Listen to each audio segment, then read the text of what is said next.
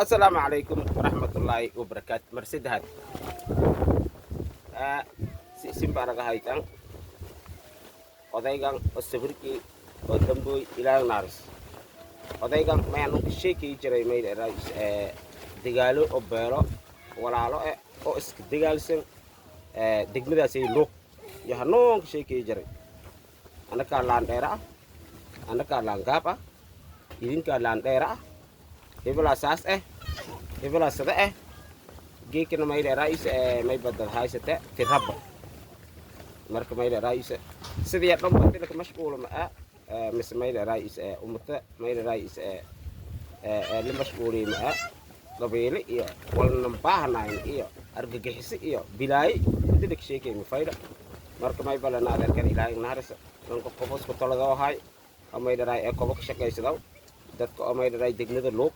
iyo meel raay sida meel raay garbahaari qof isku taladay isku garaabaday afaari gali afaaraha bagali aad iyo lankadoodii dadkay lanka kadoodii kulay meel raayisi ilaahay geeyo walba noo galna laakiin hay do'ay maadaama uu qabiilooyin iska diri jiray oo meel raay bilaay ridi jiray oo saasay geedka do'aanin ku baahan do'ay meel raayisi ilaahay naxariis halay iyo gacan ku xaq daray marka may balana ilaahay keen naxariis eediyada ma sindin video kale ha soodanay video eedin share gareeya waana la السلام عليكم ورحمة الله تعالى وبركاته. هذا كرابان فايلا بريس فايل. مدرسة نوتا وده هاي يوتيوب channel كانوا يوتيوب بيتي ما بيدو تيجيدو. أرمى حساس مثل كفتن مثل لما كله حناقة لما ده كبلو ولا لي والو صوت شاكي ده حمرا شاكي ده حمراسة اللي داود على المر ولا لي والو صوت دونت والو صوت دونت يا أخو صوت دونت مخوض درا مسحجك عاديسة كم كان يصير دونت ملقي قلة إذا ما سنتي وشو عن مايل الرئيس جيك برنامج يال أو قص أجرام أو حساسي نلا أو بيل أجرام مركا يوتيوب كيا أو سبسكرايب كنا يساري لاك كنا يساري وانا شير إذا نعم تانا ما يبغى دقمة يركض يدو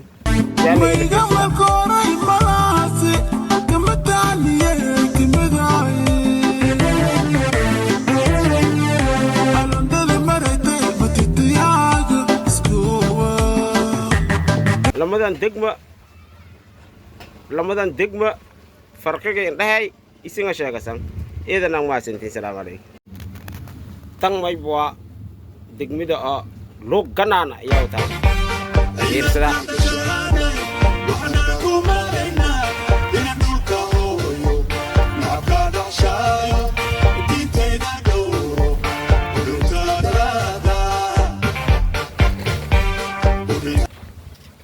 laamaha amniga degmada beled xaawi ee gobolka Gedo ayaa gacanta ku soo dhigay labada nin oo dilay Allah u naxariistay saddex askari oo ka tirsanaa ciidanka booliska Soomaaliyeed gaar ahaan ciidanka ilaalada xuduudka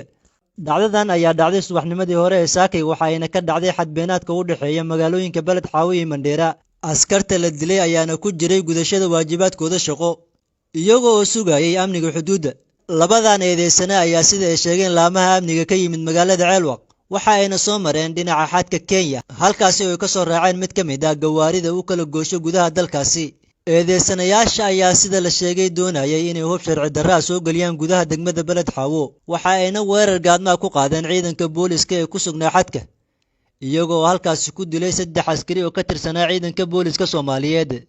labada nin ee falkaasi ka dambeeyay ayaa haatan ku jira gacanta laamaha amniga degmada beled xaawo taliyaha saldhigga degmada beled xaawo kabtan Daahir Dheeri Cabdille oo la hadlay warbaahinta qaranka ayaa faahfaahin ka bixiyay dhacdadaasi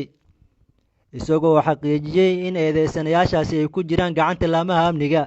isla markaasina laga qaadi doono tallaabo waafaqsan sharciga bismillaah alxamdulillaah rabbil caalamiin waxaan rabaa inaan ka warbixiyo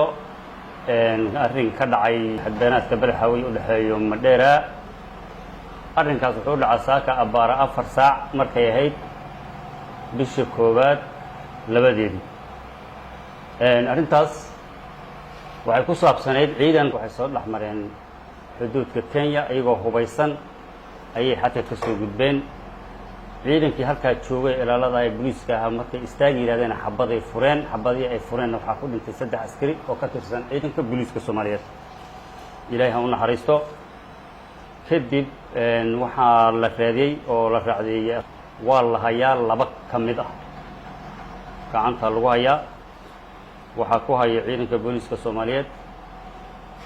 baaritaan iyo in la mariyo maxaan ku yiraahdaa in sheegay wixii ay xaq u lahaayeen in la mariyo qof dambiilaha ama eedeysana ah wixii uu lahaan jiray in la mariyo intaa kadib arrinkaas dhacay baaritaankeedii iyo hawsheedii baa socoto wixii la jiido ka soo baxaana waa la wadaagi doonaa bulshada Soomaaliyeed iyo guud ahaan inta arrintaa qusayso waxaan rabaa marka inaan ka hadlo oon ku celiyo mar labaad ciidankaas dhintay wuxuu ahaa ama askartaas dhimatay waxay ahaayeen askar dawladeed ma ahayn askar beeleed askar dawladeed bay ahaayeen ciidan qaran oo waajibaadkooda qaran gudanayay ahaayeen sida ayada hayna way ku gooriyoodeen waxaan rabaa marka bulshada degmada Balxaw inaan u sheego inay isdejiyaan amniga ay nagala qayb qaataan intaas